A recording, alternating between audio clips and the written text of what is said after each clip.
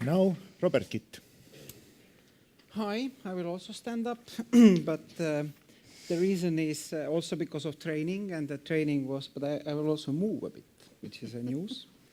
I will use this stuff over there, I don't know how it's called, but I can put my papers to here. Nevertheless, it was a training when we rehearsed for a customer event. There were 1,000 people, and they told me to give a speech, power talk, in front of 1,000 people with like this. And I said, no, I want to, I don't know, I want to have this one like this. And then there was a trainer who said, you know what you do? And he was from professional drama school. So what he said is that, what are you doing actually, that you are afraid of talking? Of course I am, there are 1,000 people and very important people. And you're afraid of talking, what you want to do is you want to protect yourself from the audience. That's fairly stupid because you actually invited those people here. So why do you do that? And after back and forth a bit struggle, we came to the conclusion, okay, do whatever you want as long as you feel comfortable. So I feel comfortable when my papers are here and I am here. So that's the introduction why I'm standing up. But cutting from these small excursions through drama school to the topic of today. My name is Robert. I was born in Tallinn, Soviet Union, 40 years ago. So welcome to my hometown, welcome to my country, and welcome to this forum. When I came here, I noticed this nice building where we are. Well, this was the first skyscraper of Tallinn. It's completed 45 years ago, 72.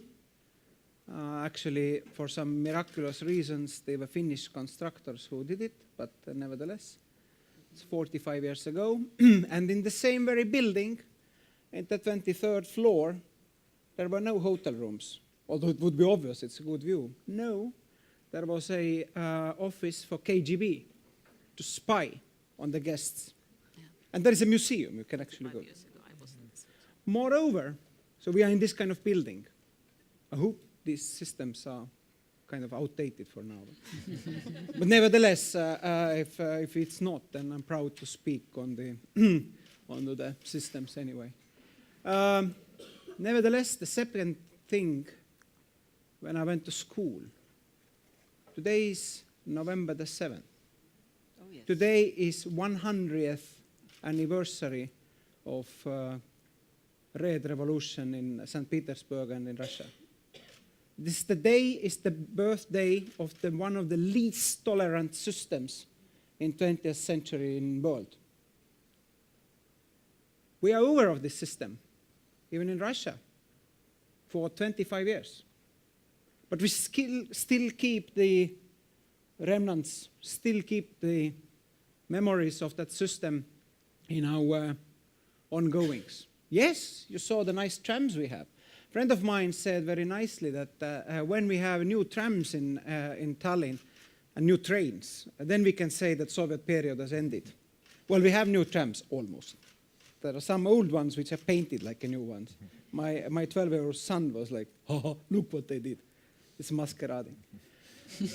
but we have new trams. We have very advanced, I would say, in world terms. IT systems. Estonia is quite known. At the presidency, I had this small bag. I think it even has a hint to the half of the territory, which is forested, and a hint to the IT. And yet we are one of the worst in Europe what comes to the equal pay, what comes to the gender diversity. We still keep this 100th birthday with us in our paychecks, and this is fact. I'm sorry about that, but this is fact. For me personally, I am an economist and physicist. I tend to call myself a hobby research for complex networks, for complex systems. And for me personally, it's intellectually ununderstandable. Why? Nice. Why should we even talk about this? Because for me, it's ununderstandable how the economic system, like Lena said, can function if you cut out some of the talent pool. How you can run the company when you don't involve everybody involved. So when you don't include everybody involved. And the gender diversity is obviously the most obvious, is the biggest sort of obvious groups that you can find or measure the differences. But it's not the only one. I just told when we put our mics on that, and we first had a discussion about diversity, and then I said, for me, as a manager of the biggest bank here in Estonia, the largest number of customer and also largest number of branches, one very important components is geographical diversity. Why do we centralize everything to capital city? And why do we come out of the smaller cities? Well, because there is no people. Of course there is not. But the people are coming out and they don't go to branches anyway because they are going to app. But nevertheless, isn't it our role to also keep up on that sort of dimension? No, it's not part of the official definition of diversity. Well, then we had a fight back and forth, and then we agreed that, okay, we still consider geography as also important part.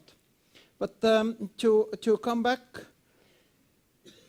one half indeed of the labor force is women, or statistically perhaps plus minus. And then I'm always puzzled at how these intolerant or totalitarian systems have managed to cut out people. How they managed to put some people to bad category. I'm not speaking about Adolf H. and choose. I'm speaking about all this kind of discrimination based on the gender, sex, diversity, the beliefs, and etc. So at the end of the day, I can easily ask that, okay, my child is left-handed. Is he in or out? Who's the God to tell? And for that reason, I don't understand exactly why do we have this discussion at all? Because it's kind of obvious that left-handed people are not exactly cut out. So why do we cut out Protestants in 16th century? Whatever. Now coming back to what I do and how we do, I think in general the gender diversity in Estonia is non-issue. I don't think it's people talk about it that much in common media landscape, and moreover, I don't think people do much about it.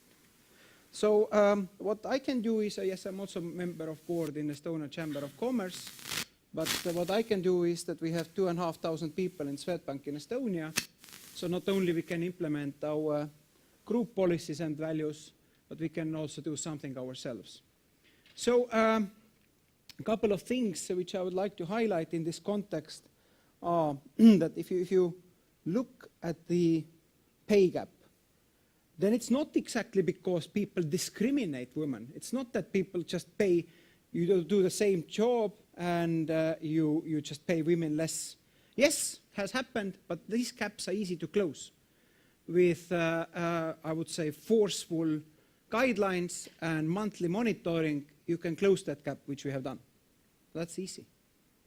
The hard part is that some of you mentioned that the boys, when you're at the age of 20, you are more or less equal in your abilities and so on and so forth. Boys drop out school earlier. Women graduate universities more. There is 60% in Estonia graduates of universities are women. So what does it tell us? Oh, good for women education, but bad for the fact that they have actually been in labor market less. Estonia has very super system. It's not California where you have 12 weeks of leave. We have 3 years of parental leave. Actually, it's maternity leave, but legally it's still parental leave. 3 years, out of which 18 months are fully compensated. Generous system. We are a small nation speaking bizarre language with less than 1 million people, and even that one is declining. So it's good stuff when we speak about fertility, but fairly bad stuff when it comes to that you have 2 children and you come out to the office 5 years later. Then not only you have actually entered the labor force later, but you also are at home 5 years. And pragmatically speaking, if you're 5 years at home, you are losing competence by that time. And then you are in the situation when in the age of 20s, everything is more or less equal, but in the age of 40s, given the stereotypes that mothers have to be home, the girls have lost out 5 to 10 years. And then you have actually the situation when male candidates are more skilled. That is the not problem of actually anybody deliberately discriminates, but that's a problem of stereotypes. And I think that our very generous system of 18 months paid leave needs to be changed. Not the cosmetic change that we had in Parliament recently, but now fathers have to be at home 30 days. I am personally very strongly against of totalitarian systems and interfering to persons' free will. But I would also say that giving the family to choice, if you have a Swedish system, for example, of 6 months mothers, 6 months fathers, and 6 months on family discretion, that is not hindering anybody. That is not interfering the family. And that brings actually women sooner to work. This is focus area we have been focused in Swedbank quite a lot. We have quite a nice statistics. So we have 2,500 people working in Swedbank Group in Estonia, and about 250 or 10% are at home. These are all but 2 women. So what we'd like to do is encourage them to come back. Then there is a myriad of problems. So we lack the child daycare spaces. People are not, the women are at home, what they will do, oh, I cannot come out for 5 days a week or 40 hours a week. I don't know, I have X, Y, and Z. So what we have done is, we have included all the paternity leave people to internal trainings, career coaching, mentoring. They are coming to all the events invited. So they are, in essence, they are not cut out of the info flow. We're promoting strongly the flexible work hours and flexible work spaces to add on top of that. So that could help mitigate. And last but not least, I think we are one of the first institutions, and definitely the first company, who established children daycare in our bank. So first I remember my old friends from investment banking, they came to, I don't know, sell me something, and then I said, ha ha ha, you have a child daycare in your bank, ha ha ha. Said, ha ha, become a father, and then I will do ha ha. So there was a first group, was 20 children, that was instantly full. And then so we created a second group. So yes, if you come to Swedbank, in daytime you can see the small kids. But this is one from 1.5 years to 3 years, because after 3 years I've learned in a hard way, it's impossible to run a kindergarten. You have to have a pedagogical license, and that's, I can manage the bank but not kindergarten. So that's impossible. So to include more, basically not to leave out, but I think we need a nudge also from the legislation that this kind of stereotype must be broken. What comes to other features mentioned, then for me it's always puzzling when people say, well, hey, I mean, why do you have all male management group? Well, because do you want to have best result out of me, or you want to have women? Interesting. So why do you have a talent pool? How lousy manager are you that you have managed to create a talent pool that all of your successors are men? So actually failed in first place. In selection phase, there was nothing to do because you had only developed males for some reason. So in banking in this country, we have also a bit stereotypical problem because we have almost from coming from 1990s, all the tellers were women, and we are working really hard in order to increase that balance. And I know exactly what you spoke about, that getting from 30% to 31%. How hard is that? We have, I think the anecdotal evidence was that we created a special recruitment ads targeted for men and showed them in cinemas. So come to work as a customer advisor. But when coming forward, then things are that in out of managers, we have 64% women, but that's also because you grew up from the branch network, and then you have women growing up women. And then when we reach the boardroom, then I think we have adopted voluntarily 60-40, and we currently have a 60-40, but in favor of women in Estonian management group. So when we start to recruit new person into management, I may preach that, but from the next position. But I don't find it as a fundamental problem, as long as we have what we have is that to each and every succession planning, which exercise is annual, right? I hope you all do that. You have target is to set one male, one women, and one wildcard candidate. And wildcard is good to have a rotation to increase diversity and eyesight amongst the candidates. So and only by forcing that one, you can actually have also talent pool that statistically you end up in board or C-level, you end up in 50-50 position. Statistically, it should work out, and it usually does. So I could speak a bit more, but I think that I will stop here. Once again, I think we are progressing. Also in terms of other means of diversity, not only gender. I think we are progressing as a nation, but there is still long way to go in order to claim that everybody has a wonderful life here in this wonderful city of Tallinn, Estonia. Thank you. Thank you.